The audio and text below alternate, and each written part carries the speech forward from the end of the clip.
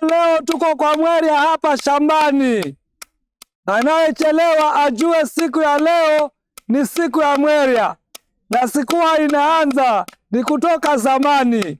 Ndio tunaendelea mpaka dakika hii, hatujawacha.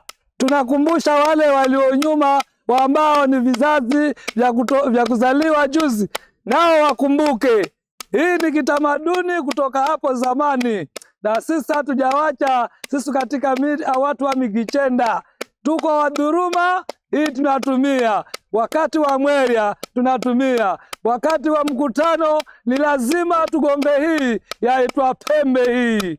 Basi pembe hii ndio inafahamisha watu kwamba wako na Mweria, na Mweria si kulima peke yake. Mweria hata mkutano ni Mweria, kwa sababu watu watakutana, kazi zozote kufahamishana. Na Mweria ni kitu cha maana ambikanacho chatoa mawazo, kwa sababu hakuwa mtu mmoja, anakuwa watu wengi. Hata ukiwa una homa, lazima siku hiyo ufurahi, kwa sababu uko na wenzako wa kike wa kiume. Kwa hapo tukifikia hapo, majina naitwa Mwanaidi Ibrahim Rua kutoka Miani.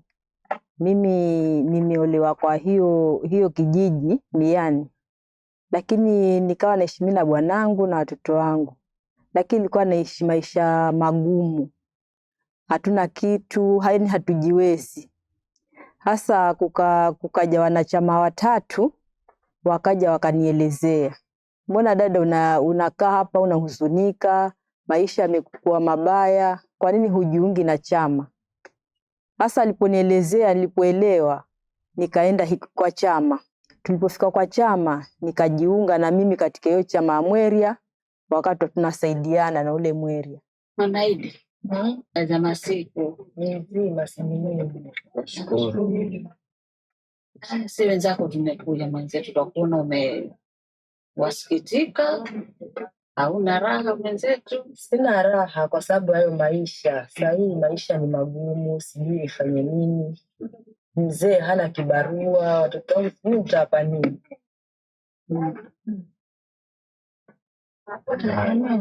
Na kwa nini tulipata kwa chama? Wadangana sisi, angalau kingine maisha takufikia. Hata sijui hiyo chama kinaanzia wapi, hata malizie na wapi. Maana mimi hata sikijui. Sawa, sasa kama ukijui, sisi tutakupeleka kule kwa wale wenzetu, tukakuunganishe nao. Mweria una faida. Mweria una faida kwa sababu kwanza unatoa njaa, unatoa maskini. Na atakuwa mvivu, wenzako watakuja kwa Mweria waje kusaidie kulima, kuosha vyombo, ufugo. Pengine mimi sijui kufuga, lakini wale watu wa Mweria wakija watasema tufanye hivi, tufanye hivi, tufanye hivi. Kwa Mweria una faida wa kuungana. Hata ukiwa mgonjwa, watu wa Mweria wakija watakupa support ya kufanya wewe usimame vizuri, na zile sikitiko zako, zile huzuni zako ziishe, kwa sababu watakuzungumzisha, watakucancel, watakufanya kila jambo. Ukiondoka pale uko sawa. Hayo ndo yangu. Okay. Present, right? Yeah. So, okay. Hey, everybody. My name is Ruddick. I'm the founder of Grassroots Economics. We're a foundation that have been doing this work for about 13 years. We've seen about 1 million peer-to-peer transactions on blockchain.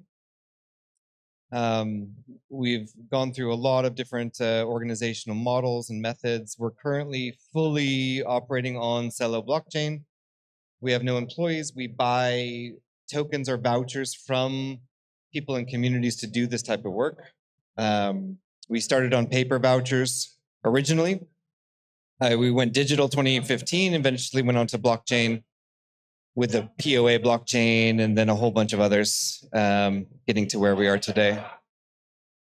I guess what was interesting in the last few years was that these rotational labor practices were completely changing how we viewed the introduction of blockchain into these communities. So I just want to describe these rotational labor associations. Essentially, you can see them as a multi-collateral pool in which families will commit to a certain amount of resources publicly with each other. And they'll be able to pull against that mass. So like I can ask the community for help in my shamba while giving them my own voucher. So you can imagine this is just a big liquidity pool. There's assets from all different actors in here, service providers, and I can put in my commitments to receive theirs. So in this case, this family is putting in their commitments, receiving services from the other members. They have a debt to the community. The others have a positive balance, and it keeps circulating around. So you can take these traditional practices and you can put them into an economic model using liquidity pools. And that's basically the protocols we've been working on over the last few years. These practices are really cool because they build physical assets. There's social assets, people are having fun, they belong to these. There's human capital, like skills being produced, even developing assets around food forests and sacred forests. So these groups are huge. This is one super group. Each one of these women belongs to a group of another 14. Together, they represent about 1.4 trillion Ugandan shillings a year. That's a good percentage of the GDP of the whole country. So these practices are huge. And by putting them onto distributed ledgers on Celo, we're able to connect them together and get them to coordinate in much larger organizational units. There's a lot here in terms of like how we build these contracts on chain. We think about the smart contracts as well as different instruments inside them. So the agreements are essentially like large liquidity pools. We'll get into how those work. And then inside the liquidity pools, you have instruments where essentially like stable coins. And so we have stable coins living inside these agreements, inside these traditional value systems. I like the work of Mark Burgess a lot. It's good to mention. It really, the whole essence of a stable coin is about making a commitment. Your coin represents a promise for redemption of something real. And in communities, we're talking about tomatoes. So we're often making commitments for dollars worth of or shillings worth of goods and services. And so it's networks. We call them vouchers. We also work with stable coins themselves, like CUSD and USDC. But basically, the creation of those, the acceptance by communities, and their fulfillment, it really actually builds trust within ecosystems. The essence of our stable coins are basically a promise against a certain amount of product or value, unique signatories. We usually have expiration dates or rates. So we've built those into the smart contract, so they expire over time. You can't hold them forever. And then there's the idea that you can keep trading these. So as these commitments move around, they create a credit and debt space. So here's how the protocol works at the smart contract level. Essentially, you define a curation. So if you're creating a liquidity pool, you would say which two pairs go in that pool. In this case, you can have as many ERC20 tokens as you want. Apples, bread, carrots. These could be any kind of promise against some form of production. These are given drawing rights to the pool. So if you have those tokens, you can put them in the pool to pull out any other asset that's in the pool. The way we do pricing is a relative value index. So each asset that goes into the pool gets a relative value to every other asset. So the exchange rate here from A to C would be 1/2. Each one of these assets also gets a maximum capacity, so you balance the pool this way. Really, the way we built this protocol is a layer beneath Uniswap. Uniswap assumes a bonding curve. This creates an interface, so you could have an oracle, you could have a bonding curve, or you can have static updated rates. So it's a very simple contract. It's about 400 lines of code. It's really simple to deploy these. So anyone can be deploying pools, and we're mainly using these as like production financing vehicles. So money goes into these pools. You assign a bunch of service providers that have drawing rights to that pool. So yeah, I think it's we're just come from another conference on collaborative finance. The term money, most people don't know. It comes from Juno Moneta, who was the goddess of money of the Romans, and before that, it was the Greek goddess Hera. And the tradition was to pay a tax or a tithing to the temple of that god. That became the taxation model to pay for all the Roman armies and all the Roman colonization.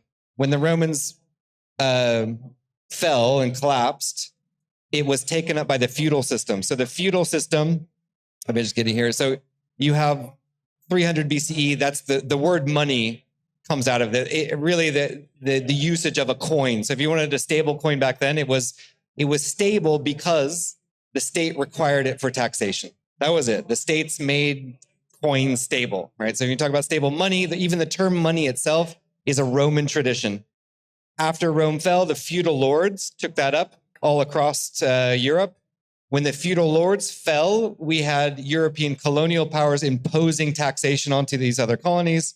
And then you have the rise of nation states after that doing exactly the same thing. So really the tradition of money is to enforce stability through taxation models.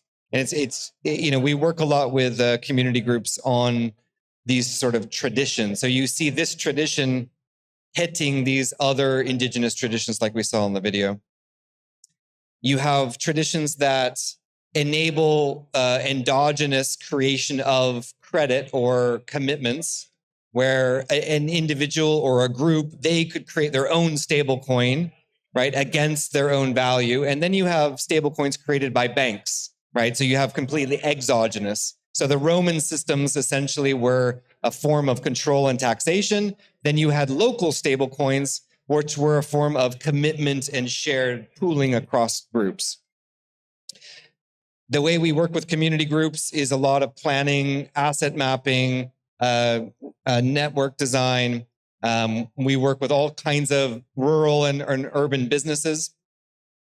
We develop visions, like basically business plans for these groups with their assets, and we create action steps to link the two together. And that's where these practices come in. So if you have a bunch of resources and you ask, how do we actually take those resources and put them into fair use toward a vision?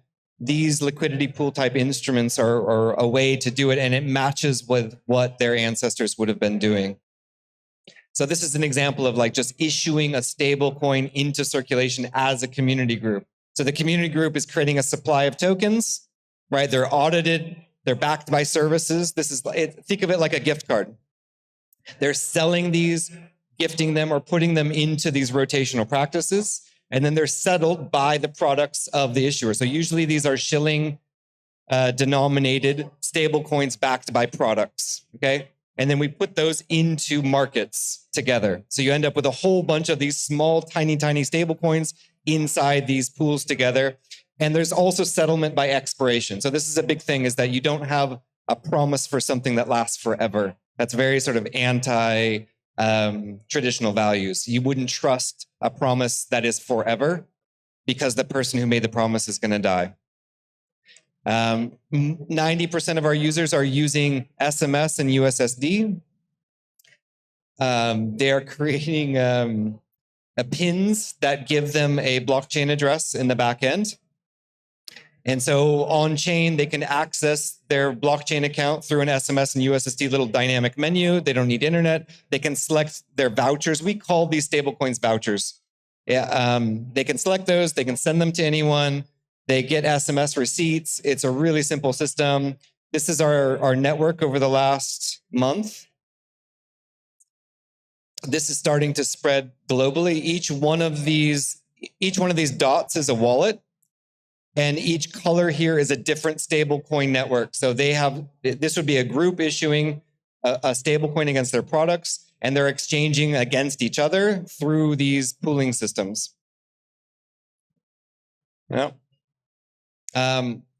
I often have to explain to people why we use blockchain. I don't have to do that here, but I like to describe it as the virtual environment that provides memory execution layer, meaning that you can create agreements and provably execute them. You have authentication and you have the ability to design agreements in that system. And that actually maps really perfectly into a village system. You have memory systems in people's brains. You have execution of the elders and the community groups will have rule sets. And there's authentication in terms of who is using those systems. So we went to jail when we first started doing these systems back in 2012. And we won our court cases, but we wanted to make sure that our servers weren't going to be shut down by the government. So we said, well, let's move everything to blockchain. So we started doing that about in 2018. We're happy to be on Celo. We're now one of the top validators on Celo. So if you know anyone who wants to do staking on our node, that's how we do all of our work. So we don't have to have grants. We don't have to have anything else.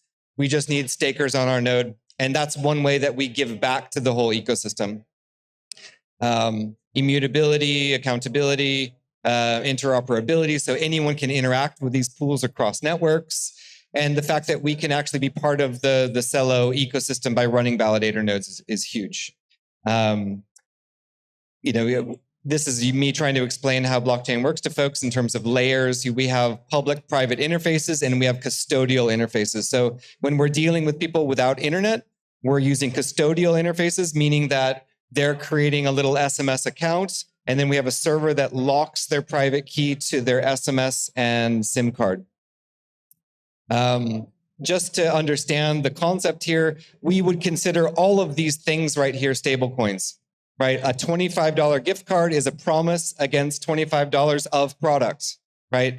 It might not be $1 behind it, but it is product worth $25. So we're creating networks of vouchers. We're putting them into baskets so they become tradable. So we've moved away from talking about currencies. We're just talking about tools that connect value systems together. And we also put in CUSD and other stablecoins into these. So we've got a dApp here called Sarafu.network. You can create vouchers on there. You can, by the end of the next month, you can create your own pools on that. So it's got a little contract deployer, so people can just create their own little curations, and then they can actually invest into those.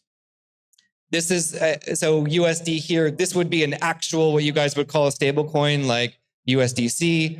We have Red Cross buying stablecoins, putting them into these baskets, and then naming service providers to have drawing rights from the liquidity pool. So dollars in, any of these tokens now, these are ERC20 tokens, can go into the pool, pull out the US dollars, right? Like this. And then you have a pool now that's populated with a whole bunch of vouchers.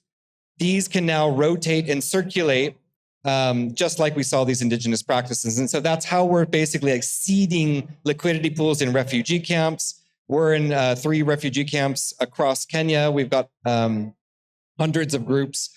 The same, we're doing this with ecosystem restoration groups that are basically listing their services, putting them into pools. Investment goes into those pools.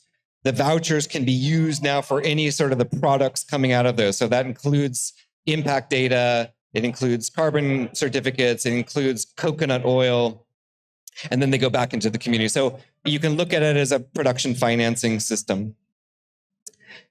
We do a lot of syntropic agroforestry. This is like by default, we're working on food security and all these groups. So most of the stable coins are promises against food denominated in national currency. Hey? With the humanitarian sector, the reason Red Cross and WFP have loved us is because this gives them a way to buy from service industries around refugee camps and needy areas, put that into a pool that can continue circulating. They can take those vouchers and give them to IDPs and refugees. They come back into the pools, they keep circulating. And when the Red Cross steps away, it's still there, right? Versus the normal modality of the Red Cross is to dump cash on people and walk away. And it creates this really, step function phase transition. And so this creates this little market where the people can still trade against each other, stablecoin to stablecoin, and anyone can continue to put stablecoins into those pools. That's it. Thank you, guys. Yeah. Cheers.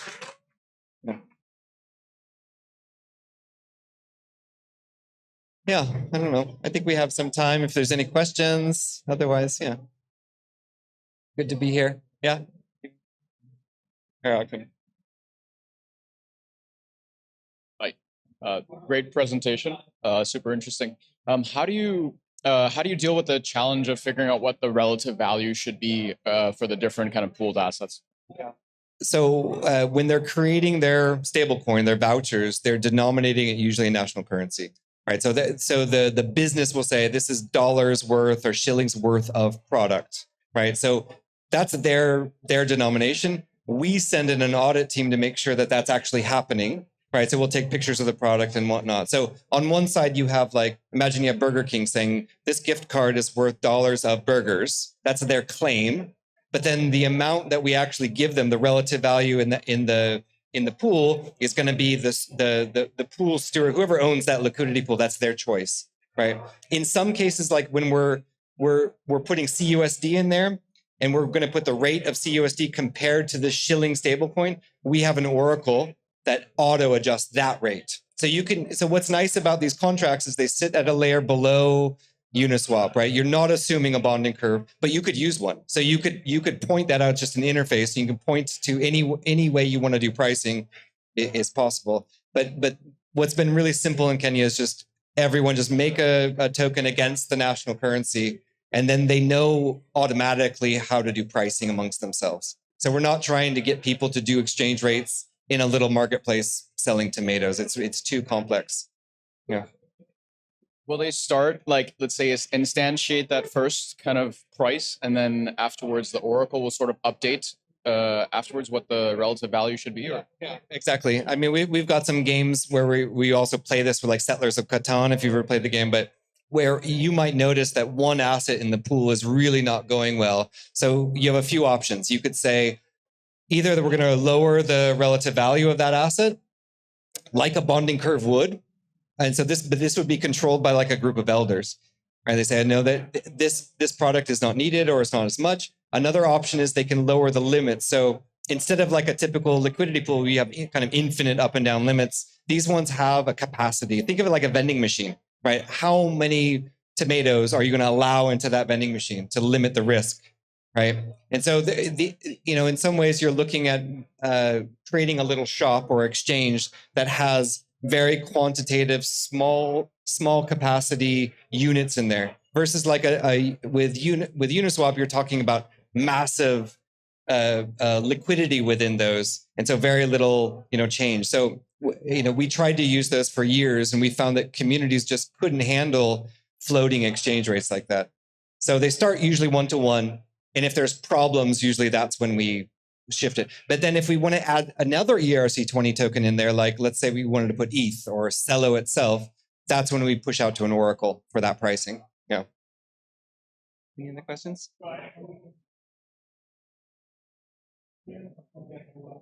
Okay. Question? Hi, thank you so much, first of all, for the talk. So you were mentioning products, and then how products are easier to price than impact work. How do you think about pricing, like whether it's conservation, whether environmental, humanitarian? How do you think about either services or other kinds of impact work? So we have a lot of data right now of like tree growth, like we can soil samples. That's all just going into a database right now. So our next step on that is basically to register that data with like registry like Pura or Red Plus to actually get accredited carbon or things like that out of it, right? And the value against that would be, if I have this voucher, it would be dollars worth of that, whatever it is. So if it's a carbon claim, it'd be dollars worth of those carbon claims. So we're still using the normal market, like the 1-to-1 to the market rate markets of those, but you could decouple from them. So to us, it's sort of like get them on the bus, like get everyone just starting with current market rates. Yeah. Okay, so from a high level tokenomics point, that I hear that. From an implementation on the ground point, someone is making sure that an acre of forest does not get cut down. They get the equivalent of the dollar amount of a certain carbon credit, let's say, or something like that. They get the voucher of that. Then if they want to get cash for that, what's the process for that? So the way we think about these is always kind of like service first. So you're saying if you're going to create a voucher, it's backed by your promise against your stewardship. So it's good to talk about those. So like if I'm promising to keep this forest alive, I'm going to say, I'm going to issue $10,000 worth of my consulting hours on this job, my stewardship hours. Then what we do is we get people to pre-purchase those. They're redeemable now for the impacts that come verified later, right? So it's like I'm making a promise to steward this land. I'm going to plant trees. I'm going to do all this stuff. I'm going to make a claim against the dollar value of that. I'm going to get someone to purchase that, pre-purchase it. So I've got money up front. They have my claim. They have the stable coin now, the voucher, which they can now return for any products I develop, right? What were my promises, as well as any data products. So like there's certifications coming out of that. So everything's kind of a service and you're prepaying. So that sounds a little bit like a peer-to-peer, lower tech, easier to implement carbon forward. And then also, is it only ever the two, or would it also be implementable with a pool of services that inner communities say, we have different vouchers for different products, and if like, is that interoperable? Ideally. So let's say there's a village. There are 5 people who all have different services, different products that have vouchers for that. And I interact first with you and give you money forward because you promised to do the rent first. And then I have the voucher. And then in the pool, can I then go somewhere else and say, I'm going to the barber shop, I'm using part of my voucher? So that's the idea with these liquidity pools. Like essentially the liquidity pool will have service providers from the entire value chain around the area. And so that's how they become exchangeable. So there's no currency. You just have massive pools of different stable coins that all connect to each other. Yeah. And that's the fun and beauty of curating that service industry around there. And we do it village by village and we connect them all together. And then you can have also pools connected to other pools, just like a liquidity pool. You could, if one token is in several pools, it kind of acts as a bridge between the pools, right? So if your voucher is in 3 different pools, well, if I have it, I can get anything from any of 3 of those pools, as long as there's still capacity in that pool. It's not infinite because we're generally not using any sort of bonding curve. So it's more like vending machines. So the whole stablecoin aspect is basically like a via step, like a crutch towards getting to a voucher only.